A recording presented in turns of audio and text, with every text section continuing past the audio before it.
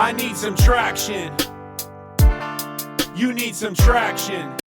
Hey everyone, Lloyd Lobo here, co-founder at Boast AI. Boast AI is on a mission to help innovators change the world by giving them access to government funding and the resource they need to succeed.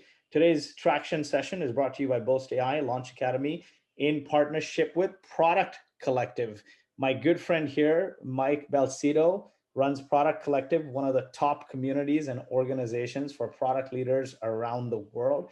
And we have a great session here today with Tsega from Dollar Shave Club, and he's going to talk about their hyper growth lessons from 0 to billions. So, Mike, without further ado, I'm going to let you take it away. Well, thank you so much, Lloyd. This is a lot of fun. I appreciate you collaborating with us on this one. And yeah, it's funny with Product Collective, which again, we're a community for product people, and whether it's product managers, product leaders from all over the world.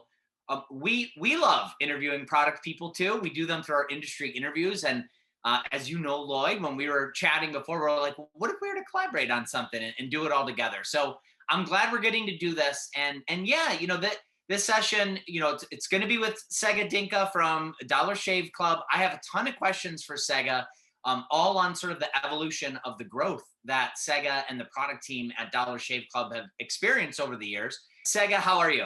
I am doing well. I want to maybe just get started with, Dollar Shave Club. You've been there a long time. It's not like you joined just last year, and it's at a different stage now than it was when you joined it, I'm sure. And I thought maybe we could start there. If you could just give a sense of, maybe what stage Dollar Shave Club was when you joined, and like, what was your role at that time? Maybe we could rewind to back then. Oh yeah. So, I joined Dollar Shave Club maybe 6 to 7 months after, they had launched. So, most people in this day and age probably remember that launch video that went viral. And that really sort of catapulted, and started the growth for the brand. At the time, I was working for another startup within the same incubator. So I would see Dollar Shave Club people being just like busy, right? Like trying to keep up with orders. And luck will have it that, within that kind of 6 to 7 months window, there was an opportunity to go join as they were starting to build a product team. They had just raised a Series A. It was under 20 people. I commonly say I was employee 18, plus or minus 1 or 2 there. But it was a very small team, very scrappy team, and just, with a lot of potential ahead of it. There was a VP at the time, but otherwise, they were just starting to build out the product organization. So it was a really exciting time to join. Got it. Awesome. And that, yeah, so that actually, you started to allude on that a little bit, what I was going to ask next, which was just, so you're one of the first product people. When you are one of the first product people at a company that is, again, maybe making a big splash, it's already growing quickly. What does that role look like? Like, what are you focused on when you're probably one of the only people aside from the founders that are even thinking about product? I can't even imagine, all of the things that would be sort of swimming through my head in terms of what to do. So yeah, like how did you approach those beginning stages? It's in a lot of ways, just the typical, do whatever and ever, everything needs to be done to kind of keep the brand going and the momentum going. For myself at the time, it meant, one, just stepping in and really sort of filling in the gaps and thinking about how does the product experience evolve. We had just started to plan for how, adding additional products beyond razors. So when I joined, it was just 3 razors and that was a product, and it was a very simple experience. So when I joined, there was this idea that, hey, within the next 6 months, we have another product coming in, all still within the shave and grooming category, but not a razor. Like, and how do you introduce that? That was probably one of the biggest sort of product problems to solve for. And in addition, there was a desire to start an experimentation and optimization program, like from that point. So I was, tasked with really overseeing that. And there was an agency we were working with at the time, but also just even myself, I was responsible for going in and establishing, tests and watching the metrics, et cetera, to figure out how can we, continue to optimize the experience. The third thing I would say is, lucky for me, and I think, probably intentionally, when I came in, both myself and the VP had come from a design and a UX background. So not only were we thinking through the product requirements, but we were also, putting together wireframes and flow diagrams and really thinking about the experience in tandem. And so, you kind of just had to do anything and everything, right? As I said before, to figure out how do you evolve the product and continue to really harness the growth. Awesome. And when you think about how things are now, like how would you even categorize where Dollar Shave Club was as a company from maybe like a growth trajectory then when you joined versus now? I mean, I imagine so much has changed, especially from a scale perspective. But what's your perspective on that? When I joined, you know, things were in their infancy, right? Like, whether you want to talk about the experimentation program or even just the size of the team, there's 3 engineers, product manager, head of product, and really the roadmap was very simple, very, single threaded. And these days, I mean, it's a global brand. We have a presence across, multiple countries: Canada, Australia, UK. We're post acquisition, so in that sense, I mean, we're part of Unilever, and with that comes more mature processes and approaches to how to think about the business and how to really continue to scale the business. And the other thing is just kind of coupled with that, pre acquisition, I think there was a focus on some specific metrics that I think post acquisition there's been a more sophistication there around thinking about not just growth but sustainable growth, lifetime value, and really thinking about how do you build a sustainable kind of long lasting business. Awesome. For Dollar Shave Club, I've been a part of companies where we have seen that growth, Yeah. not the scale of Dollar Shave Clubs though, where you're at right now. So I remember when I think back, I could think of sort of times where it feels like we leveled up, so to speak. For you, did that happen multiple times? Like, can you think of several distinct stages, or does it all bleed together when it comes to growth? Like, what's your take on that? I'll go specifically around growth as it applies to the product Yeah. function. So as I mentioned early on, I was the singular person that was responsible for it. And really, I think both me personally and the company itself was not really thinking about growth in a very mature way. So product was tasked with thinking about the conversion funnel and the shopping experience, and how can we bring in some of the best practices that you may see and hear about around e-commerce to make sure that we have those things buttoned up and in the process unlocking growth. So an example would be um, copy and messaging and iconography in around the credit card forms to really kind of communicate security, right? You commonly read about that being an area where you can see some benefits if you really kind of iterate, like the fact that it's a secure connection and things like that. So there was a lot of focus on doing things like that, or identifying one of the 3 products as most popular, right? Like, so there was a well-intentioned, but I would say maybe not very mature approach to think about what are all the different touch points and what can we do to really improve conversion, and just kind of looking out broadly on to resources to figure out what we can learn from other best practices. In parallel, there was also obviously a marketing team, and Dollar Shave Club is I think first and foremost a brand and marketing driven organization. So beyond that original launch video, there was really a strong focus on marketing and how we can deploy marketing to continue sort of building on that initial success. So it was loosely coupled, right? So marketing was focused on driving acquisition. Product was focused on ensuring that the conversion funnels were optimized, but there wasn't really a unified approach to it.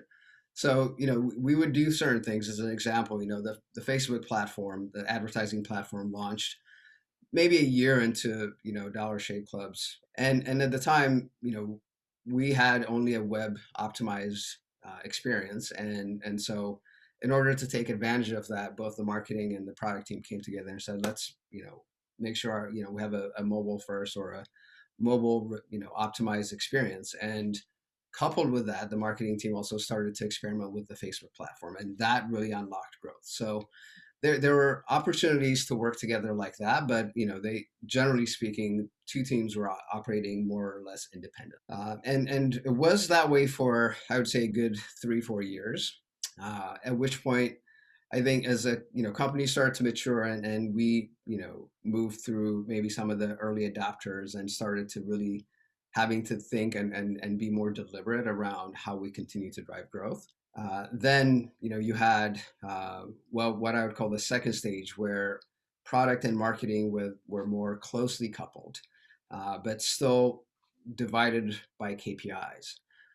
So we actually had two different groups within product. One was focused on growth, and growth was defined as really acquisition. And so the growth product team was working with our acquisition marketing team and thinking through, again, conversion funnels, landing pages. How do we make sure that the cost of acquisition is optimized, and thinking through that journey all the way through sign up. And then you had a separate team that was focused on, it was called monetization, but essentially it's upsell and retention.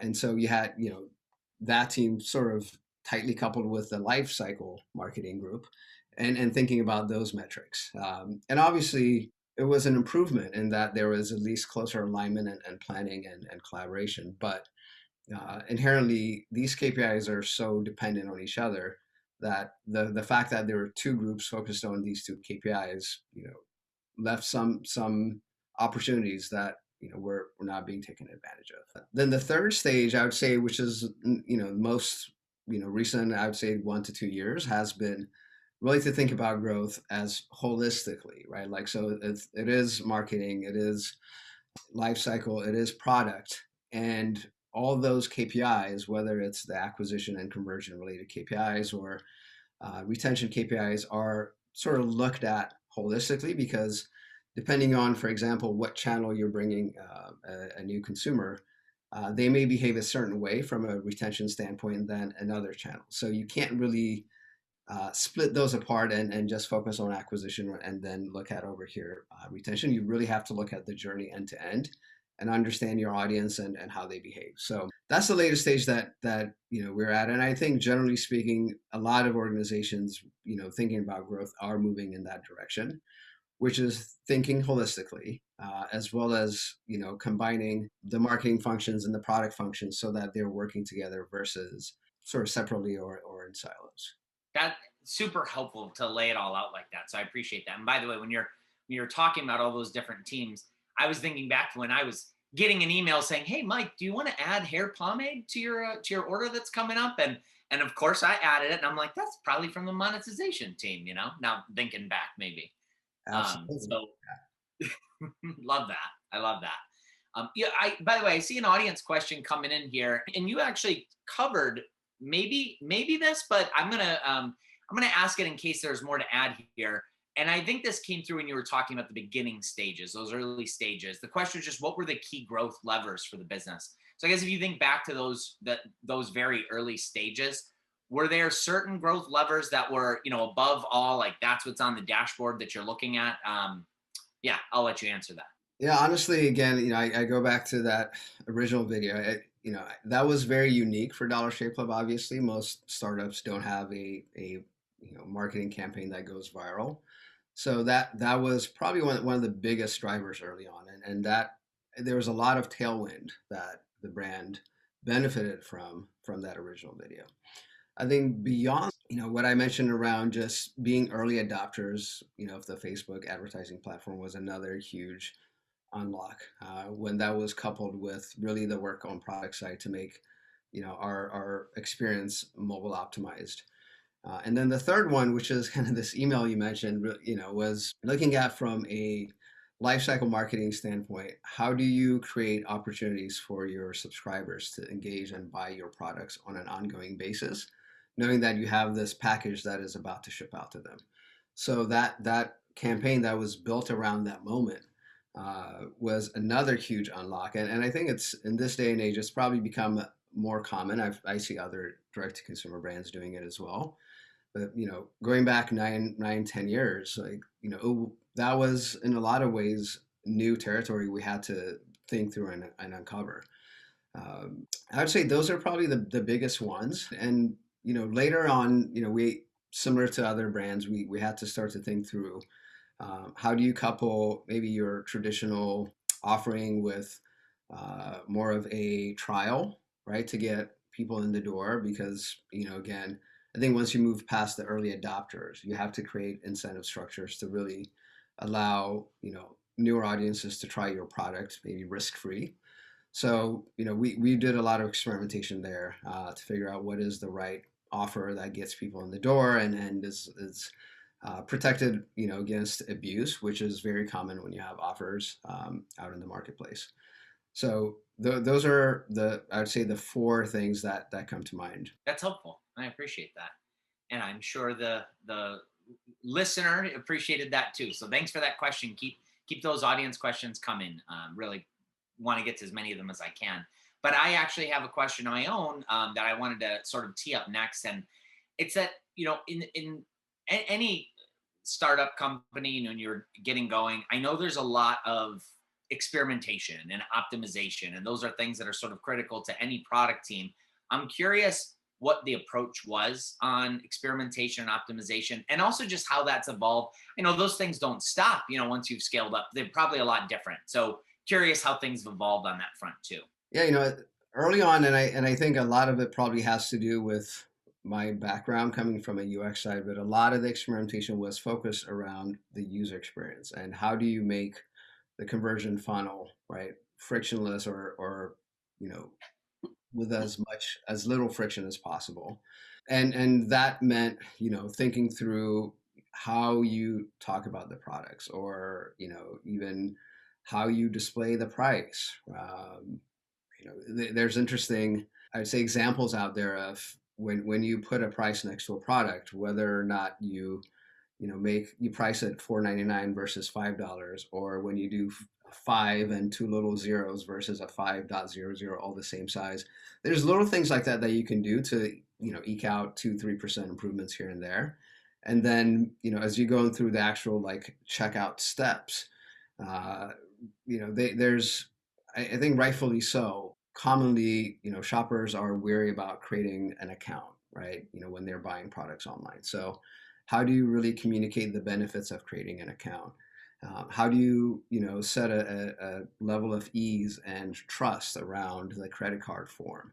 There is a lot of work around just these areas and these touch points, and really looking at what are some of the best players doing, what are articles out there that have some best practices that we can leverage from. So that was a big area of focus. And from a metric perspective, and something that I should probably have talked about earlier, but early on there was very, I would say, maybe early thinking about metrics. So you might look at conversion rate, and you might look at conversion by device. So mobile versus desktop, to understand any differences there. But what happened as the program and the thinking started to mature is that you don't just look at conversion, obviously, but you look at conversion and AOV, right? And sometimes you may get higher AOV, lower conversion, and just net positive wins that way. So you have to start really thinking about primary and secondary metrics, right? So there's never really a singular metric that will tell you an experiment is successful.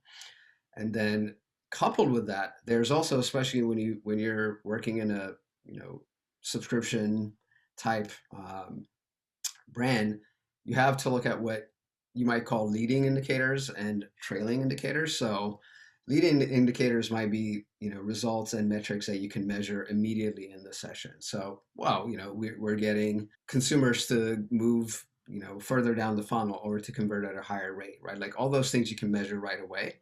But the trailing indicator might be how does this consumer behave a month, 2 months, 3 months down the road, right? Because ultimately, for a subscription, you really judge the success and the win based on what is that lifetime value. So you want to monitor. You don't want to drive a whole bunch of conversions and then potentially have those people cancel right away, right? Like you want to understand, do they stay around? Do they buy more products? And what is that behavior? So leading versus trailing indicators was another area of maturity that we started to incorporate as we evolved the program.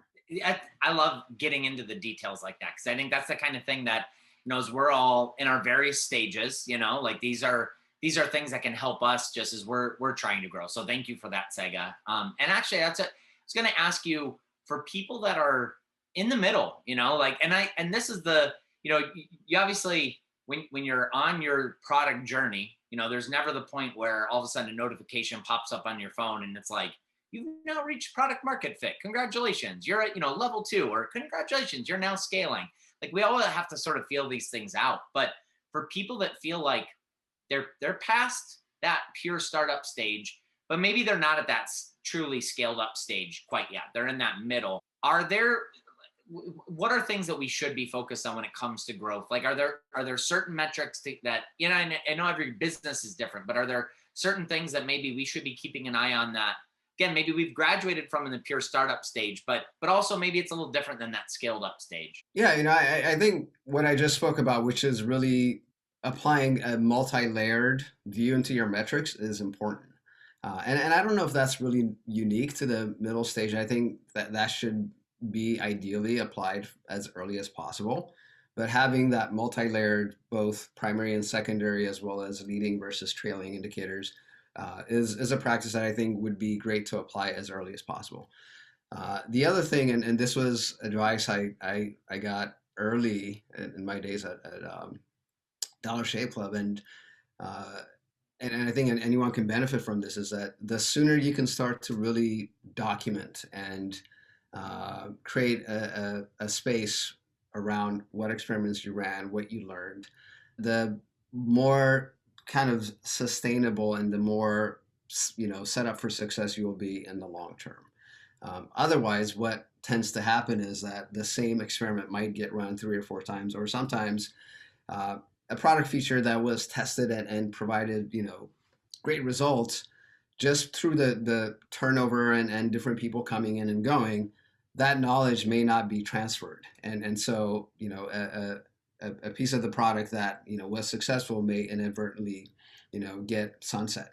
So I think it's important to really kind of create this center of excellence and make sure that there is documentation around what you're running, what you're learning. And then the third one is really to try to maintain velocity. I think, and this is not unique to me, but one of the benefits or the philosophies around experimentation and growth is that it really has rapid testing and rapid sort of validation of hypotheses is kind of at the core of it. So early stage, it's probably easier to do that because there just simply aren't that many people. So you're kind of let to your own devices, and for better or worse, but that removes a lot of layers and a lot of processes. But as organizations start to mature, and I think even as a company starts to really get to that product market fit, I think both there may be a higher aversion to risk that comes into play, as well as, coupled with that, just additional layers and checks and sort of gates that naturally I think is a tendency to put in place. All those things, as well-intentioned as they may be, I think when it comes to experimentation, maintaining velocity is at the core, and I think that needs to be protected. Awesome. I appreciate that. And actually, what you just brought up kind of relates to an audience question that just came in. And there's a lot of great audience questions. So everybody, thank you for continuing to send those. Continue to do that. We'll get to as many as we can. This specifically relates to testing and specifically testing on the UX UI side. And the question is just, how quick is quick enough as it pertains to testing when you're talking about UX and UI? Is it hourly, daily, weekly, monthly? And, does it depend on the point in the growth stage that you're in, whether it's very early stage versus later stage? So, I know you said you came from that UX UI background. So yeah, I'm curious your thoughts on this one. That's a great question, first of all, because honestly, with testing, there are some limits out there as to how much you can test, how many experiments you can run, and how quickly you can go from one to the next. And a lot of times that is dependent on your traffic. The reason being that, with when you're running experiments, right, you have to get to a point where the results that you're seeing are, what many call statistically significant, which means that the results that you're seeing are beyond sort of the margin of error. In order to do that, commonly you have to get, enough volume of traffic across all your variants, as well as enough variability around the time of day and day of week, etc. Best practice usually is around 2 weeks, right? But if you have higher traffic, that timeline might be compressed down to a week. If you don't have as much traffic, that may need to be extended out. So ultimately, there is that gating factor that determines, how quickly you can run through different experiments. But with that said, there are experimentation platforms these days where even early on start to really tell you, whether or not you have a likelihood of getting a win. So leveraging, optimizing is a great example where, you can leverage their algorithms to really understand, is there, a chance of this thing really winning, like, after 2 weeks, and you can determine early on sometimes that that is not likely, and there's, nothing wrong with, cutting an experiment short if it's already trending towards a direction that is not going to change dramatically. So it's ultimately, I think velocity is important, but you also can't drive velocity at the risk of maybe not having confidence in the results that you're getting. So you have to balance those two things. Yeah, love that. And thank you for sharing that. And it was a great question. I'm curious, that we're talking about quantitative feedback, of course, making sure we have enough sort of data where it's statistically significant. What about qualitative feedback? I'm curious, again, beginning stage versus maybe now as a scaled up company, how have you approached qualitative feedback? Like, was that as important to you? Is it just as important? Not as important? Just how do you look at that?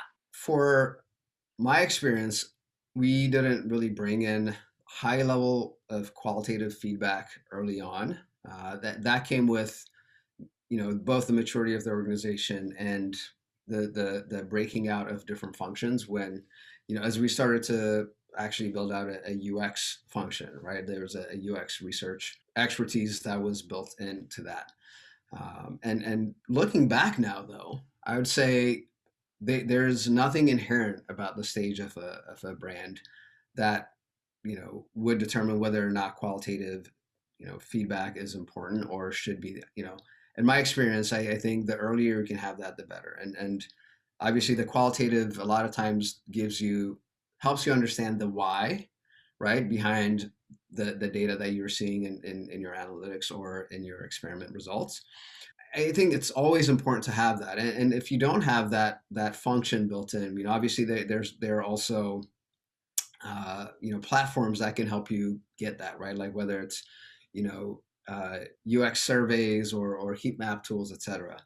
But ultimately, the more you can couple the qualitative with the quantitative, the better informed you will be, both in identifying new ideas and new hypotheses, as well as answering the why behind the results that you're seeing. So, yeah, I'd say as early as possible would be kind of in retrospect my advice on that. Yeah, thank you for that. Appreciate it. Yeah. All right, see another audience question here that I want to get to, and this is, it's addressing the fact that Dollar Shave Club has competition, right? There's competition out there obviously competition that's existed forever. What people might find on the shelves in stores, but there's also direct to consumer competition, and I won't name names here, but how do when you're on the product side and you know that there's other competition that's out there, how does that play into how you approach whether it's things like growth, how you're trying to differentiate yourself, or does it, or are you just focused on the customers that you're serving? Just yeah, I'll let you address that. I think that approach applies more broadly than just product, right? Like when you have competitive pressures or other players, I think as a brand, right, you have to sort of position yourself and really communicate why someone would want to buy your product versus your competitors. So that goes to the quality of the product, the service, and some of the philosophies behind the service.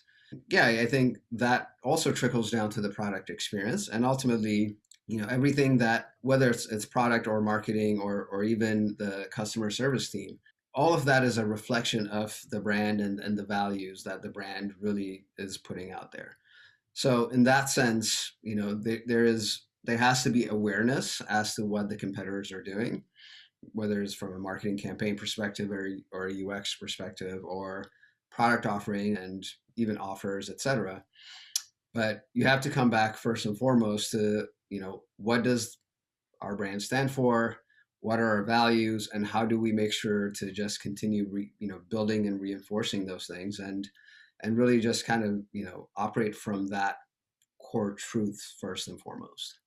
I love that answer, and I realize, fully, it's not an easy thing to sort of balance, right? I mean, I remember being in situations where we'll see a competitor come out with a brand new feature that we don't have, and all of a sudden you get an email from somebody on the board, hey, why aren't we doing this? And it's like, well, this wasn't on the roadmap for a reason. Do we want to fast track on this, to the roadmap now? That means something else is going to drop off.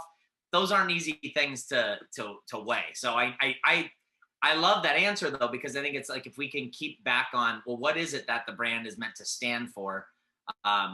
It helps us answer those questions at least, right? Absolutely. And one other thing I would add too is to your earlier question around qualitative feedback.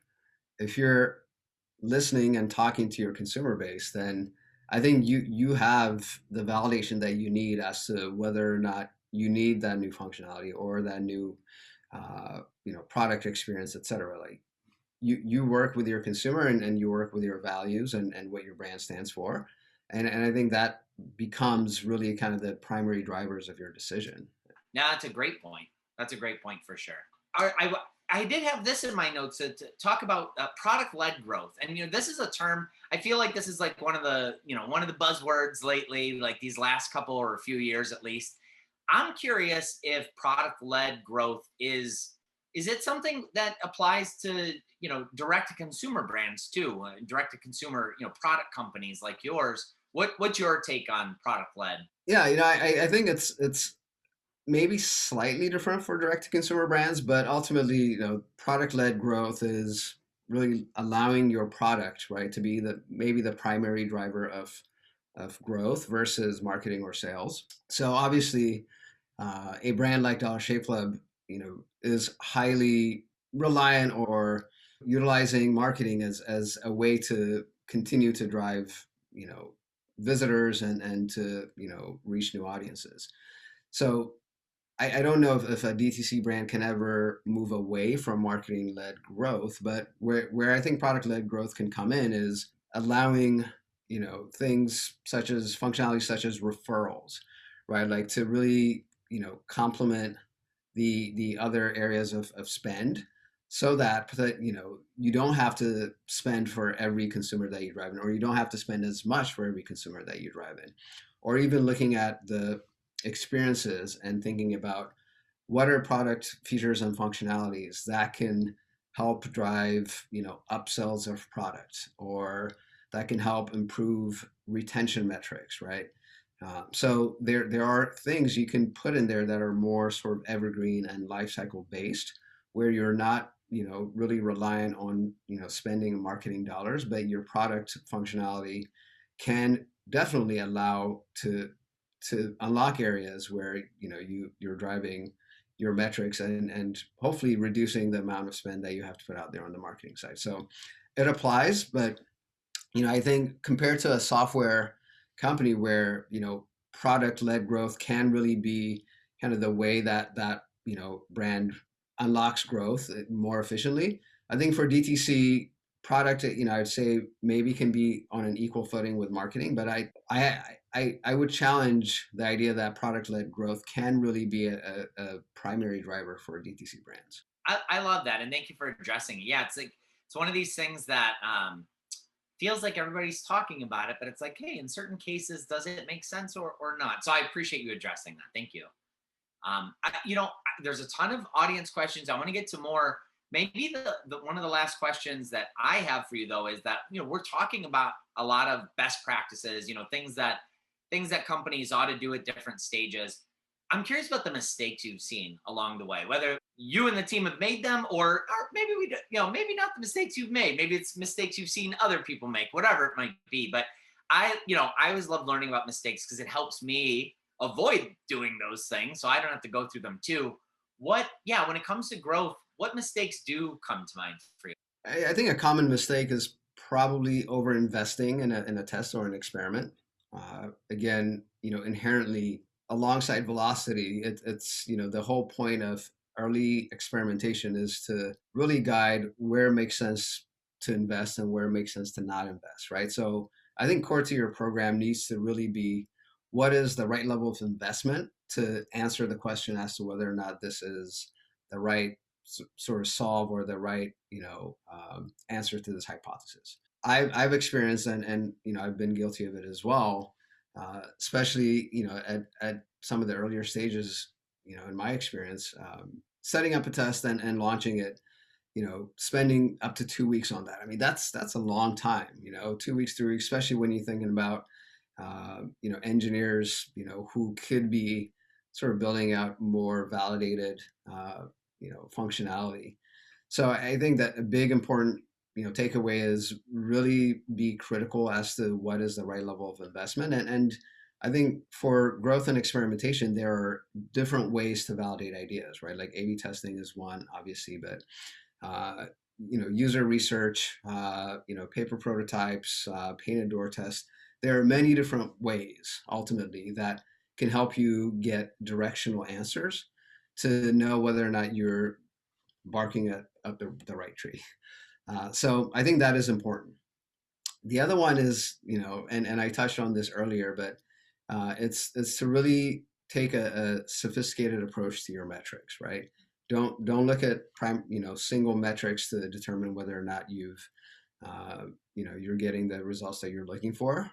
Always have primary and secondary, and always look at what may be the delayed signals that we may need to look at to understand kind of the long-term impact of what we're doing.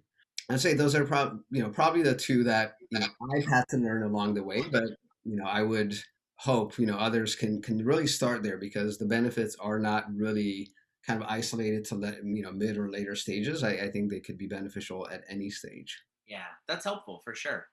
I appreciate that.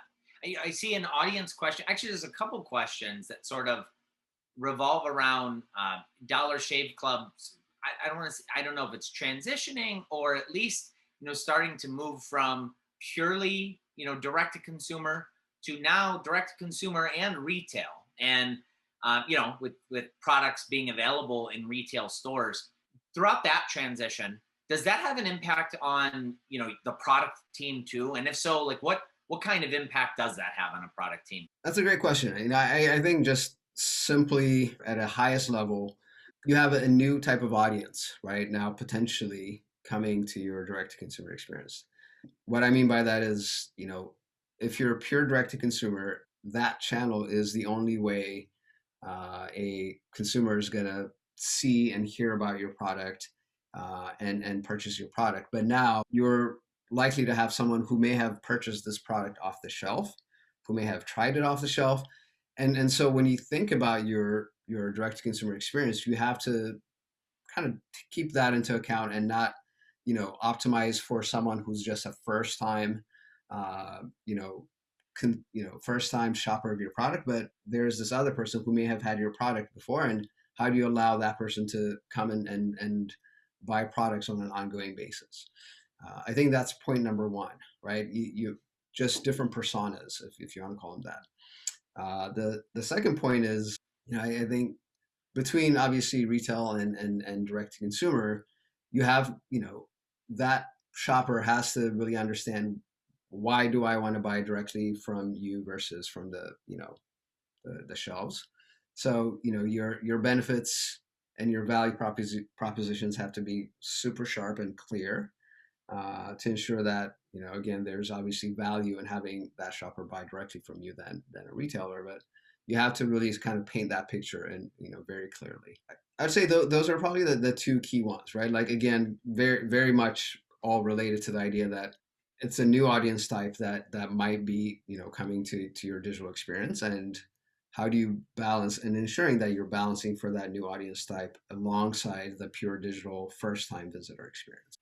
That's helpful. That's helpful. And is there, I guess, to go off of that a little bit, again, the sort of transition into getting into retail too, for other product people that might be, and this is maybe, again, more broad than product people. This might apply to entrepreneurs, which there's plenty of entrepreneurs that are taking part in this too.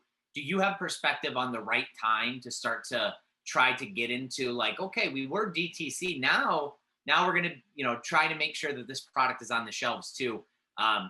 Again, getting a little bit away from purely product, but sometimes it touches into it too. So I'm curious your take on that. And I think ultimately it's going to be unique to every brand, but ultimately, especially on the DTC side, right? Like the reason that you'd want to put your products into physical retail is to, one, allow those who want to hold and experience the product before buying it sight unseen have that opportunity. And I think coupled with that, right, and at early stages, maybe you have early adopters who are more willing to do that, to buy your products just directly from a digital channel. But as you move through different audiences and as you move away from the early adopters, I think it becomes more and more important to put your products out there to ensure that you're reaching new audiences, especially those who may not be as savvy digitally. So it's a I think that in my opinion, your metrics will probably start to tell you when the right time is, and it may be related to your cost of acquisition. It may be related to some of the results that, again, you get from qualitative kind of brand surveys that you put out there around the awareness of your product and your brand. But yeah, ultimately, some shoppers, like, when it comes to consumer goods, prefer to hold that product, prefer to buy it, especially like without the commitment of a potential subscription, and go past that threshold before deciding to buy direct. And direct becomes kind of more of a convenience play at that point versus, early stage, some shoppers may just really be may connect with the value of your brand and kind of take that leap and say, yeah, I trust them, I'm going to go sign up. So I think you want to make sure that as you look at your different audiences, how do you allow, every shopper to be able to access your product with, as much ease as possible. So retail really becomes just a key part of that thought process. Thank you. I appreciate that. There is an audience question on asking about the effects of the pandemic. And I could tell you, relating personally here, I have a product, my company's Product Collective. Our product is a conference we put on, the Product Conference. The pandemic had a big effect on us, right? Having to really create a whole new product from scratch, which is a virtual edition of our conference, which now, we're coming up on, we'll have the third edition of Industry Virtual coming up in the fall. People could check that out at industryconference.com/virtual. But, for us, we were sort of thrown right into it. I'm curious, for a business like Dollar Shave Club, were there effects, whether it's on the product itself or maybe even your processes, maybe even just team dynamics?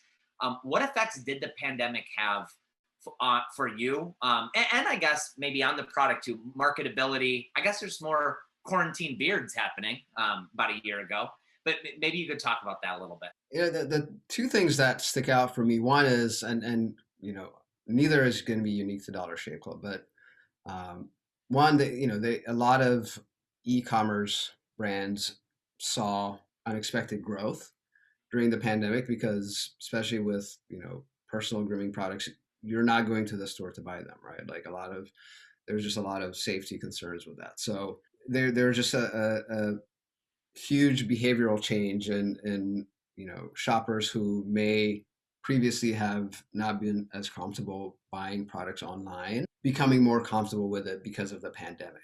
So I think that was, although, obviously the circumstances were not ideal as to the why, but that was kind of a benefit a lot of, online retailers saw. And with that, comes obviously questions around, well, is this permanent behavior? Is this going to revert back once, people are vaccinated, et cetera? So I think everyone is intently looking at, metrics and these, audiences to understand what that behavior is like in real time. The second, it was just the slowdown in infrastructure and especially with USPS and UPS, et cetera, right? Like, because of just this unexpected volume of online orders, right? A lot of the shipping providers were backlogged. So from a product perspective, it was important to communicate as clearly as possible what the expectations may be for delivery times, and if there were going to be delays, which for a lot of brands there were delays, you needed to set that expectation as early as possible, so that these new shoppers are not starting off with a negative experience in their first time interacting with your brand. So I think both of those were very sort of top of mind and actively sort of being considered as we thought about our roadmap. And yeah, I think now, especially the shipping delay pieces has gotten better, right? Things have caught up, but from an audience perspective, there's still debates as to whether or not all or some of the people who change their behavior will continue to buy online post pandemic. So I think that's remains to be seen. Yeah. No, but I'm glad you brought up things like communication, because that's even something, maybe, again, our friends on the marketing team are probably thinking about this, but even from a product perspective, being able to communicate as clearly as possible about product expectations, if maybe the product will be impacted, makes a big difference. It's like nobody wants to see any sort of interruptions or impact, but if those impacts are going to happen, at least if customers know about it, it's a big difference than if there's just radio silence too. So I think it's great that you brought that up. Absolutely. All right, so another audience question here. This is a great one, actually, and it's one we haven't really covered yet. And it's how did, maybe you could talk a little bit about how you staffed the organization at the start, and if you felt that you hired for the right positions, and just how that changes, from the beginning to a time like now. I imagine your time is probably, you probably spent a lot more time on hiring sort of decisions and activities versus in the beginning too. But yeah, maybe you could talk a little bit about that. Yeah, I've taken a similar, maybe experimentation-based approach to that as well.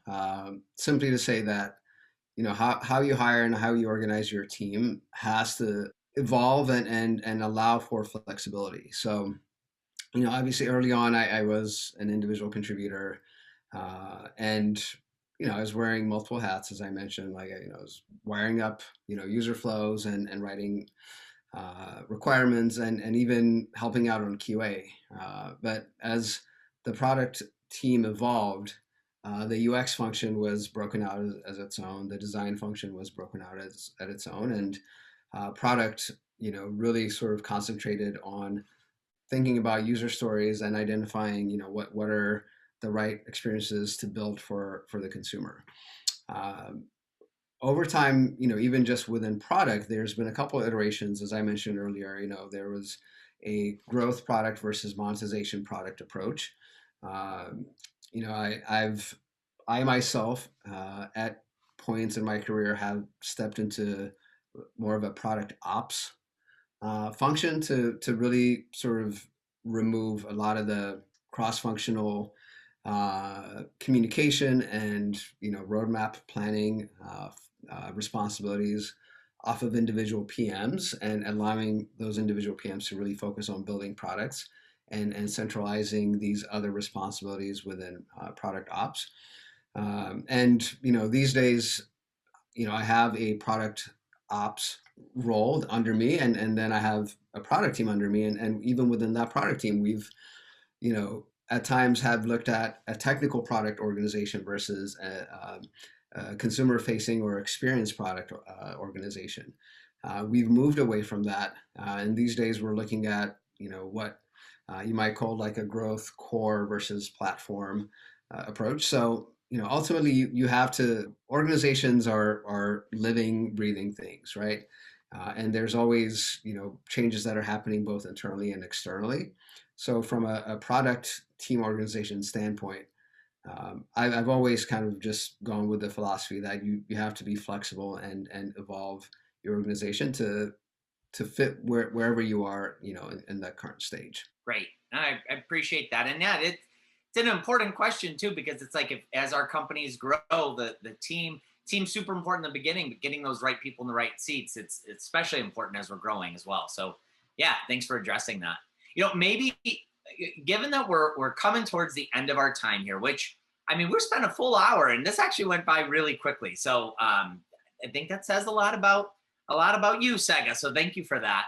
But what I like to do when I'm ending conversations is ask one sort of quick hit question. And that's, we spent the last hour talking about all sorts of things here. Hopefully all of those things, stay fresh in everybody's mind. Sometimes though, it's that last one or two things that really stands out. And so I want to ask you if there's one big takeaway that you hope somebody could at least walk away from this session remembering. Like if it had to be anything, they would remember this one thing. What would that be for you? I would go back to the whole idea of just looking at your metrics in a more mature, sophisticated way, right? Primary versus secondary, leading versus trailing. That, at any stage of a growth or experimentation program, if you approach your metrics with that multi-layered viewpoint, then I think you're multiplying your learning along the way as well, because you're not just looking at a single metric. You're getting a more holistic understanding of, how your experiments are performing, and those multi layers of learning will also better inform what the next experiment might be. So that would be, I would say, the main one. And the second one is just velocity, right? Like just, that cannot be sort of iterated enough. I think velocity is core to experimentation. So just never forget that. Love that. Love that. Thank you. And I think that's a great place to sort of end. So, I mean, I first of all, Tsega, thank you so much for being a part of this and letting me grill you for the past hour. It was a lot of fun for me, and I know I learned a lot. So thank you very much for that. And Lloyd, I was just going to say thank you for having me on and letting me host this session with y'all too. Great session. Also gives me a break because I host 2 of these a week, and you guys did fantastic. I learned a ton. I was listening throughout the session, and there's a lot of things we can learn from the consumer space and apply it to B2B and vice versa. So overall, fantastic session. Folks, stay tuned and go to boast.ai/events. We have a whole slew of events coming up. This Thursday, we're talking about how to raise equity crowdfunding. Have a wonderful rest of the week. Thanks again, Mike and Tsega.